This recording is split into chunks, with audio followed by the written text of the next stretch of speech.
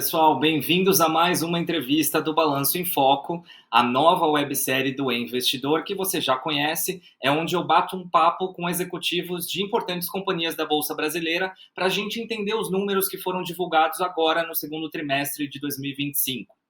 Bom, hoje a gente vai entender os números de uma empresa que é bastante conhecida de vocês, principalmente de quem tem algum animal de estimação em casa, né, que é o meu caso, e eu estou falando da Petz. A rede, ela viu seu lucro líquido contábil crescer 29 vezes no segundo trimestre de 2025, na comparação com o mesmo trimestre de 2024, somando 23,9 milhões. O lucro líquido ajustado cresceu 81,8% para 18,5 milhões na mesma base de comparação, e a receita líquida de vendas da companhia saltou 8,5% para 887 milhões no período. Já o EBITDA ajustado chegou a 83 milhões e meio de reais, num avanço de quase 40% sobre o mesmo trimestre de 2024.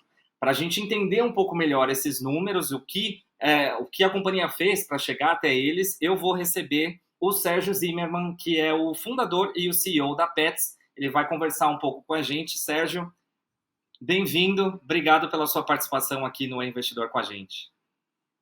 Muito obrigado pelo convite, Anderson. Prazer estar aqui.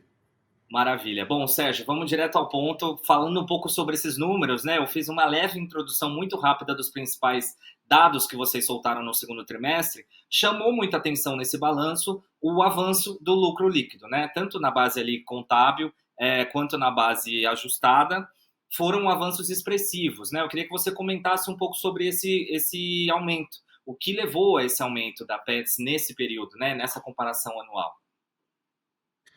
Então, se me permite, Anderson, a medida do lucro líquido, o bottom line da companhia, para uma companhia com as características da Pets, eu não acho que seja a melhor medida de comparação. Evidentemente que eu poderia convenientemente estar falando que, como aumentou 80%, tal, que é uma boa medida, mas mantendo a consistência do que a gente fala em quaisquer situações de resultado de lucro líquido, porque como é uma companhia que tem um parque de lojas muito novo, então a gente é muito afetado pela depreciação.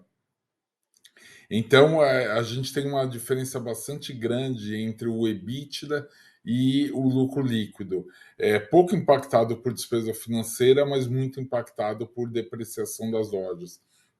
De forma que, à medida que talvez melhor traduza o que a Pets entrega, é o próprio EBITDA que teve um crescimento expressivo. Naturalmente, quando você tem um EBITDA melhor, isso acaba resvalando no lucro líquido. Mas ainda o lucro líquido, falando em valores absolutos, ainda é um número baixo o suficiente para não ser a melhor medida para a nossa característica de empresa. Agora, o que fez melhorar o EBITDA foi basicamente um conjunto de ações que nós fizemos de redução de custos, com um pouco de volta de inflação. A gente estava com uma inflação zerada já há alguns trimestres no preço de venda, e nesse trimestre voltou um pouco, entre 3 e 4 pontos de inflação acumulado no ano, o que ajudou a retomar um pouco o resultado financeiro. Boa, na própria divulgação dos balanços, vocês citaram que teve efeitos não recorrentes, né, que influenciaram também nesse desempenho do lucro. E aí, alguns leitores mandaram perguntas ao longo da semana e muitos deles queriam saber quais foram esses efeitos não recorrentes que pesaram nessa linha do balanço.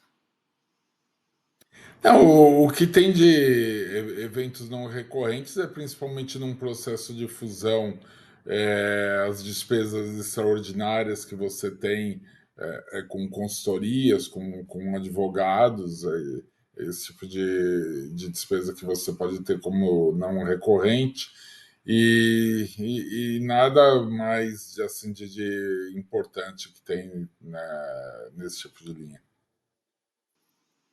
Boa, eu queria perguntar sobre, vocês tiveram uma expansão de margem operacional, né? Vocês tiveram um crescimento expressivo das vendas, mesmo não tendo aberto novas lojas nesse trimestre, nesse segundo trimestre de 2025.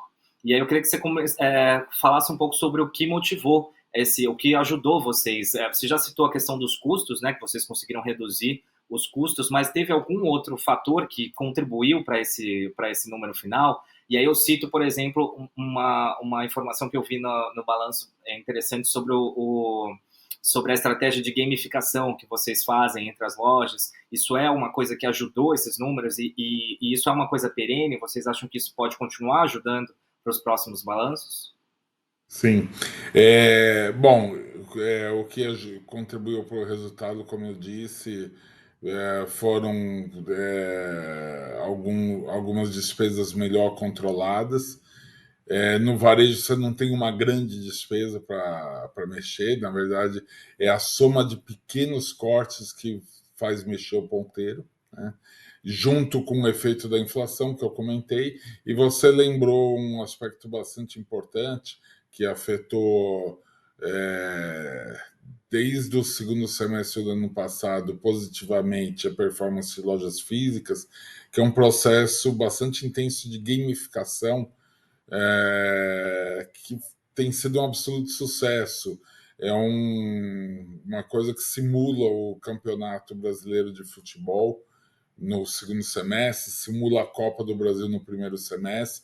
Então, são todas as lojas participando, e você tem a dinâmica de gols, que na verdade é traduzida por meta de venda de determinados produtos, e a performance disso tudo faz com que o físico tenha tido uma forte recuperação, inclusive crescendo acima de 2 dígitos. Curiosamente, se você pensar nos trimestres anteriores, o nosso crescimento total era puxado pelo digital.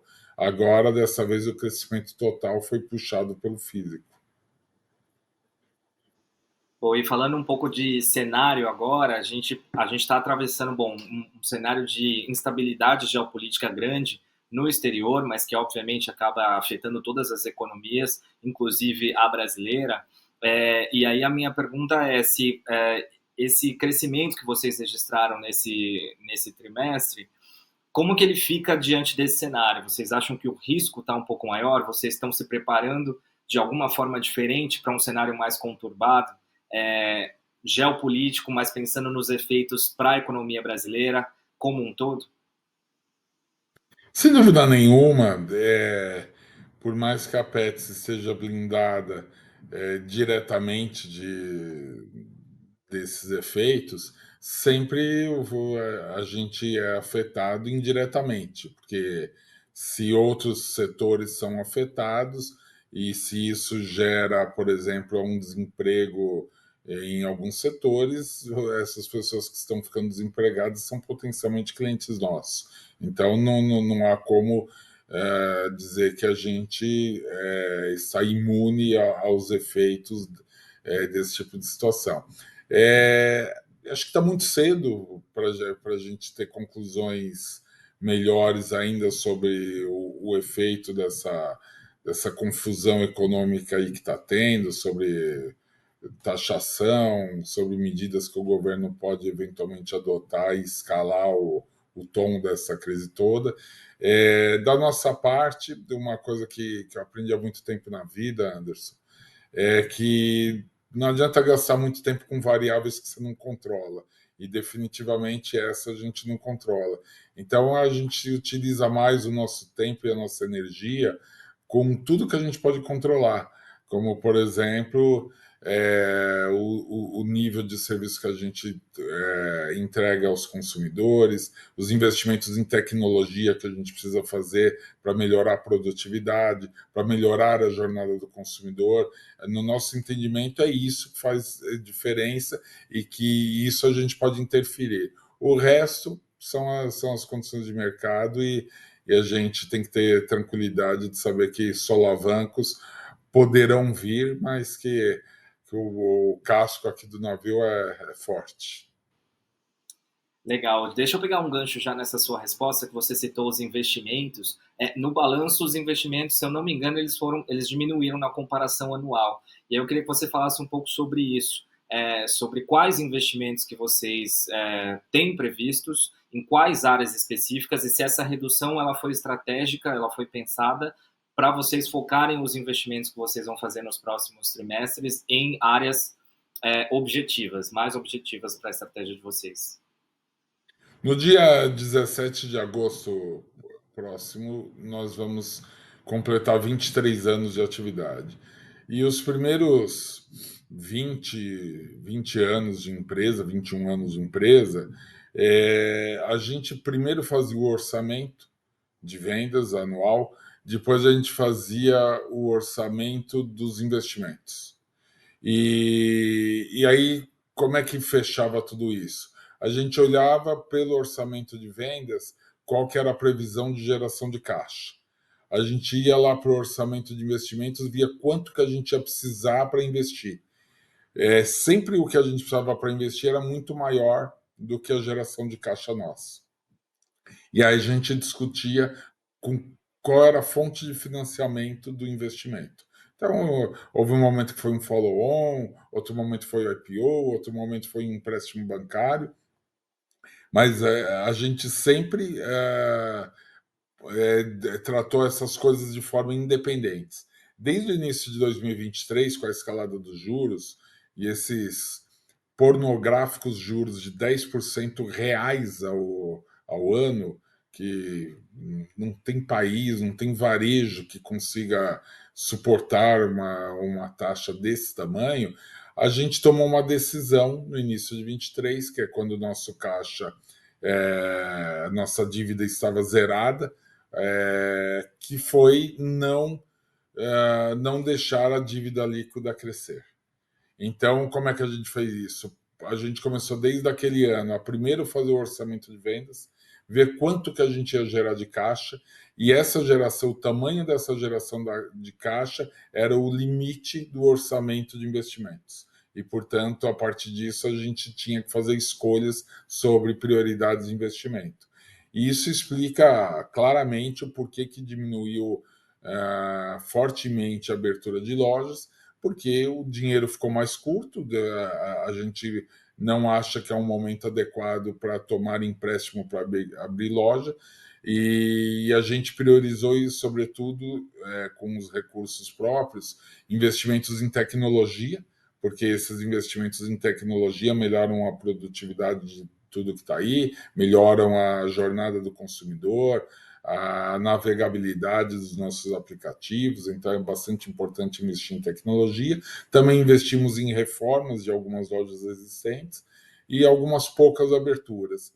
Esse tipo de filosofia ela vai persistir enquanto os juros estiverem em patamares que não são nada razoáveis para nenhum setor, mas especialmente para o varejo que tem margens baixas. Perfeito. Eu vou ler uma pergunta de leitor que chegou. A gente recebeu entre ontem e hoje algumas perguntas. Uma delas é em relação à dívida da companhia. O leitor pergunta se a companhia tem algum tipo de dívida em dólar e se existe essa dívida em dólar, se existe algum projeto dentro da empresa, de hedge ou alguma coisa para se proteger do câmbio. Bom, a empresa ela tem cerca de 400 milhões de dívida bruta, e tem um caixa próximo disso. Então a gente tem uma situação próxima de dívida zero. Acho que no último trimestre fechou com 45 milhões de dívida, né? Desses 400 milhões, metade disso é uma linha especial, 4131, se não me falha a memória, que é uma linha que você tem uma indexação ao dólar, mas a gente só fica sujeito à variação do dólar com dólar acima de R$ 8. Então, de forma que a gente tem conforto suficiente para entender que, embora seja uma dívida que tenha esse componente de dólar, a taxa do dólar para começar a valer a correção é só a partir dos R$ 8. E note que não é... Se o dólar bater 8, não é que a gente vai pagar toda a correção de agora até os 8. É só que ultrapassar R$ 8. Então, se no dia lá do pagamento da dívida o dólar tiver 8,20, você paga 20 centavos de variação do dólar. Então, não é uma dívida em absoluto que nos preocupa. Perfeito. Eu queria fazer uma pergunta sobre marcas próprias. Eu percebi que vocês conseguiram aumentar a quantidade de vendas nesse segmento. Como é que vocês trabalham com isso? É uma estratégia importante para pets ter marcas próprias? Quanto que isso representa hoje do negócio de vocês? E se existe essa expectativa de aumentar é, o percentual de marcas próprias dentro das lojas? Marca própria tem sido uma grata surpresa para nós. A gente já trabalha há alguns anos com marca própria, mas especialmente, talvez nos últimos 12, 24 meses, marca própria deu uma boa acelerada, especialmente depois que nós colocamos a Z-Dog absolutamente integrada com a Pets, o que também significa que os profissionais da Z-Dog ficaram integrados e os fundadores da Z-Dog passaram a cuidar de toda a estrutura de marcas próprias da companhia. Isso significa que o escritório que a Z-Dog tinha na China para cuidar de Z-Dog passou a cuidar de todas as marcas.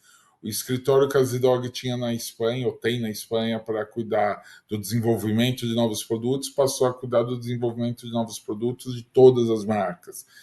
E a expertise deles alavancou bastante esse avanço de marcas próprias. A gente bateu no último trimestre 12,5% de participação nas vendas totais, um significativo acréscimo de 3 pontos percentuais contra um ano antes. E a gente tem aqui uma tranquilidade para dizer que no ritmo que está indo, marca própria tem potencial para atingir uns 20% tranquilamente das vendas totais da companhia nos próximos anos.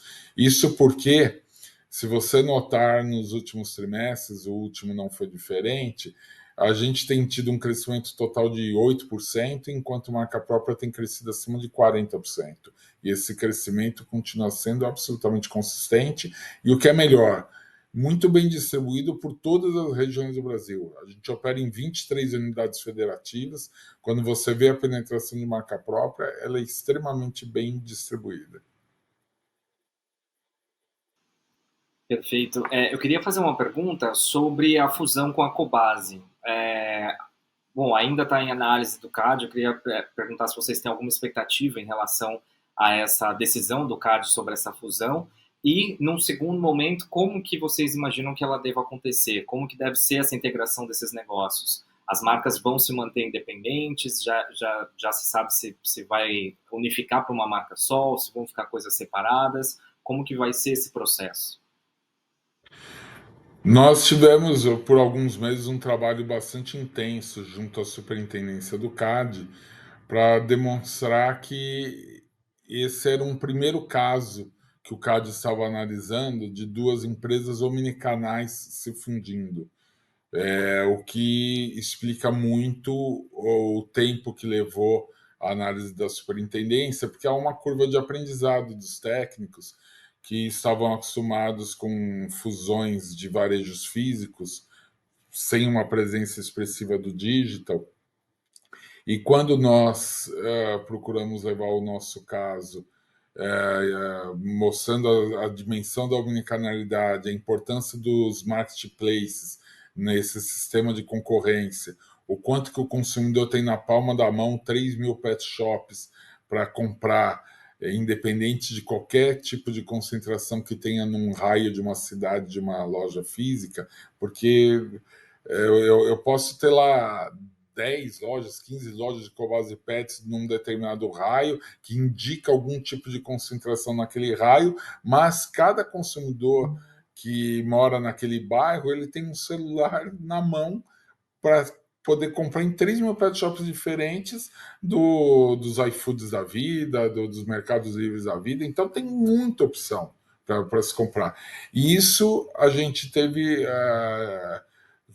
conseguiu a demonstração para a área técnica do CAD o quanto o quanto isso fazia sentido, e é por essa razão que a gente conseguiu uma aprovação sem restrições. Foi muito bem entendido pelos técnicos, uma decisão muito bem fundamentada, uma decisão que foi demorada, foi aprofundada. Eles fizeram pesquisa com dezenas de pet shops concorrentes, com dezenas de fornecedores, tiveram respostas de muita gente e viram realmente o quanto esse mercado é competitivo e, portanto, não sujeito a qualquer tipo de concentração que pudesse prejudicar o consumidor. Aí você tem a figura do terceiro interessado, que na verdade tem outro tipo de preocupação nessa história, mas enfim, ele recorreu e, ao recorrer, ele levou o assunto para o Tribunal do CAD, que é um outro órgão dentro da mesma autarquia, mas que precisa, então, de uma confirmação dessa decisão da superintendência. Só que eles têm o próprio corpo técnico, cada conselheiro tem o seu corpo técnico para analisar, cada conselheiro tem sua independência para avaliar, e a gente respeita bastante esse processo. O time disso inicialmente é final de setembro, mas pode haver uma prorrogação de até 90 dias, o que levaria o prazo final até 31 de dezembro desse ano. E para nós, o mais importante é que os conselheiros tenham o tempo suficiente, o conforto suficiente, para também terem a curva de aprendizado que a turma da superintendência teve, para entender que um caso inédito de concentração no CAD lá de duas empresas, que deve ser visto sob a ótica concorrencial correta. Porque veja que a tese central dessa nossa fusão é que a gente precisa diminuir custos para poder ficar mais competitivo com todos os, seja o pequeno varejo, seja os marketplaces. Então, se a gente está querendo diminuir custos para ficar mais competitivo, isso, evidentemente, é uma fusão que é boa para o consumidor, que é exatamente o contrário do que o terceiro interessado coloca. E o terceiro interessado, na verdade, ele se descredibiliza quando ele usa uma ONG que ele patrocina, que ele tem o conselheiro, que é fundador da Pet Love, como conselheiro dessa ONG, para colocar uma campanha que, se houver a fusão, vai explodir o número de abandono de cães e gatos no Brasil. Assim, é um argumento tão absurdo que, na verdade, isso nos ajuda, porque isso descredibiliza muito o tipo de argumentação que é utilizado para tentar se defender que a fusão não deveria ocorrer. Então, a expectativa é de que ela possa, obviamente, vai tardar um pouco mais por conta desse terceiro interessado, ainda existe essa avaliação, mas a expectativa é que vai ser aprovada e que vocês vão poder colocar em prática essa unificação dessas marcas. Ou, se você puder falar um pouco qual seria o plano, uma vez essa etapa superada, como que vai ser, como as marcas vão se manter separadas, vão ser unidas? Sim, a melhor expectativa, então, é que o tribunal confirme a decisão da superintendência, mas, como eu disse, tudo no seu devido tempo, no devido rito, respeitando o tempo de cada conselheiro do tribunal que vai, a seu tempo, reunir as condições para tomar a sua decisão. Quanto ao planejamento dessa fusão, que tem sido feito aí ao longo dos últimos meses, ela cuidou de antecipar essa fase de planejamento para que, quando o CAD desse o sinal verde, a gente já soubesse o que tem que fazer. Isso é fundamental. Então, a gente sabe que, com um sinal verde, por exemplo, a pergunta que você colocou, se as duas marcas vão permanecer, sim, a ideia é que as duas marcas permaneçam, inclusive com as suas identidades de plano de fidelidade, suas identidades de plano de adoção, de cães e gatos, cada um tem o seu plano, para que elas não percam essa identidade que tem com seus respectivos consumidores. Então, o processo de fusão, antes de mais nada, é um processo para otimizar no bastidor do negócio, no back do negócio. O front deverá permanecer de uma forma muito parecida como está hoje. Perfeito. Falando um pouco sobre, aliás, voltando num ponto que a gente já passou por cima em relação à abertura de novas lojas, bom, eu já citei que no trimestre não houve abertura de novas lojas, você mesmo já citou que não é uma prioridade no momento, né, até porque por conta da questão do nível, do patamar elevado dos juros, é um custo que não é prioridade no momento, mas existe uma expectativa de retomar esse aumento essa abertura de lojas, talvez para 2026 ou fica para mais para frente? Qual o momento que você veria essa retomada de abertura de lojas? E quando isso acontecer, em qual região do país que vocês enxergam maior potencial, que ainda tem espaço para Pets crescer? O momento de retomar a abertura de lojas de uma maneira mais intensa, ela vai se dar ou com o aumento da geração de recursos próprios que possibilite uma aceleração de abertura, ou com juros decentes que faça sentido você tomar dívida para fazer a abertura de lojas. Eu volto a dizer que seria irresponsável, inclusive com os investidores, a gente achar que é um bom negócio tomar dívida para fazer abertura de loja numa taxa de juros reais de 10%, que eu volto a dizer, são juros proibitivos para quem quer empreender. São juros que talvez façam sentido para alguns agentes financeiros, para os rentistas, mas para quem está na vida produtiva e, sobretudo, em setores que têm margens extremamente comprimidas, imaginar que você consiga absorver uma taxa real de 10% ao ano é totalmente fora da realidade. Uma vez que a gente possa retomar, a gente tem uma visão clara, especialmente com a companhia combinada, que existe muito espaço ainda para a gente avançar nas segundas, terceiras cidades de muitos estados que nós estamos. A gente tem uma presença ainda concentrada nas capitais da maioria dos estados, mas a gente ainda tem uma presença tímida nas segundas, terceiras, quartas, quintas cidades mais importantes de cada estado do Brasil. Então, acho que essa expansão geográfica ainda tem bastante espaço. Perfeito. Para a gente fechar, então, o nosso papo, eu queria fazer uma pergunta sobre dois segmentos, dois produtos que a Pets tem. Um deles foi lançado recentemente, e aí eu imagino que você tenha só os primeiros números ou a primeira percepção desse produto. Um deles é o Clubes, que é o programa de fidelidade da marca. Como que tem sido a aceitação disso? É um produto, é um segmento que está funcionando para a estratégia de vocês, que vocês pretendem ampliar?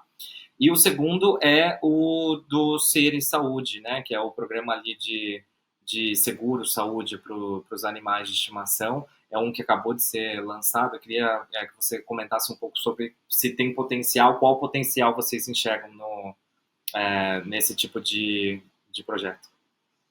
Perfeito. Vamos lá, começando pelo Clubes.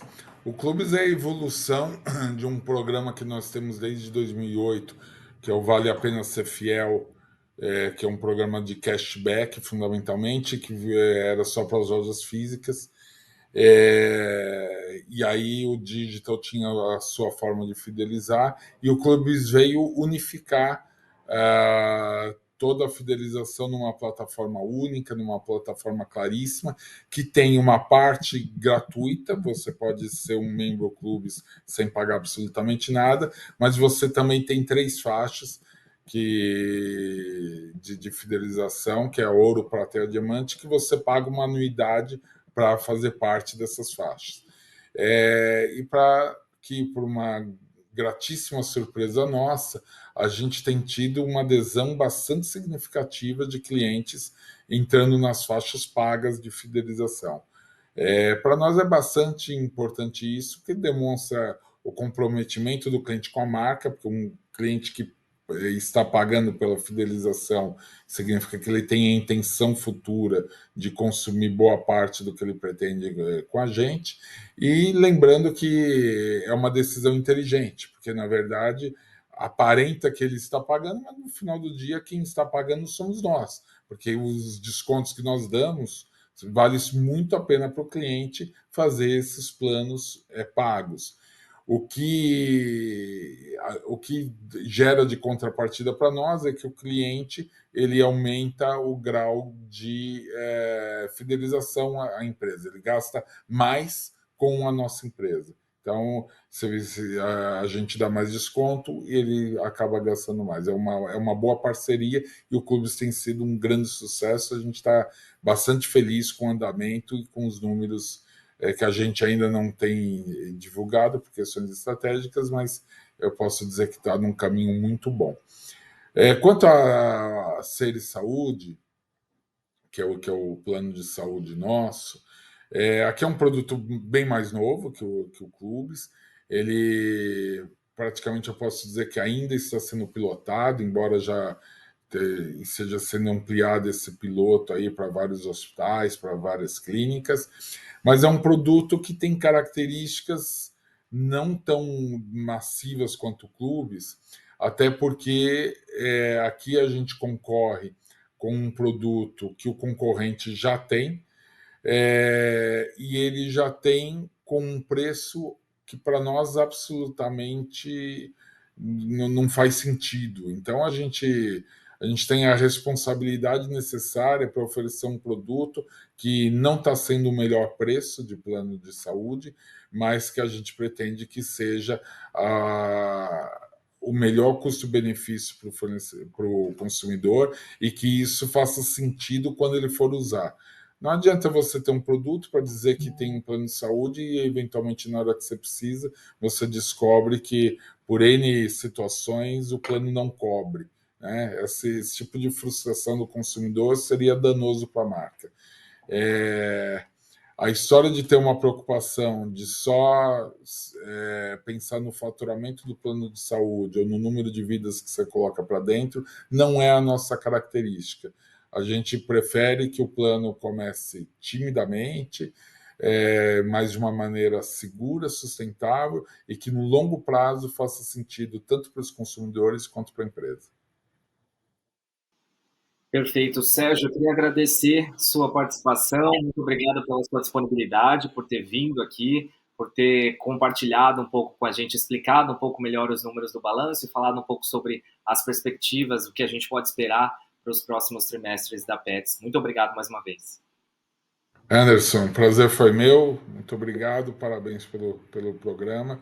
E estarei sempre à disposição aqui para a gente discutir os próximos trimestres da Petz. Perfeito, combinado. Pessoal, quem perdeu essa entrevista ou outras entrevistas aqui do Balanço em Foco, entra no canal do Investidor no YouTube, se inscreva, curta, compartilha com outros investidores que vocês acham que podem se interessar pelo assunto. Assim a gente ganha mais visibilidade. E para você se manter informado sobre o mercado financeiro, não se esqueça de entrar no E-Investidor, no investidor.estadão.com.br. Além disso, a gente vai deixar aqui na descrição desse vídeo um link para a nossa newsletter para você receber as principais notícias do dia de forma gratuitamente no seu e-mail. De forma gratuita, aliás, no seu e-mail. É isso, muito obrigado e até a próxima.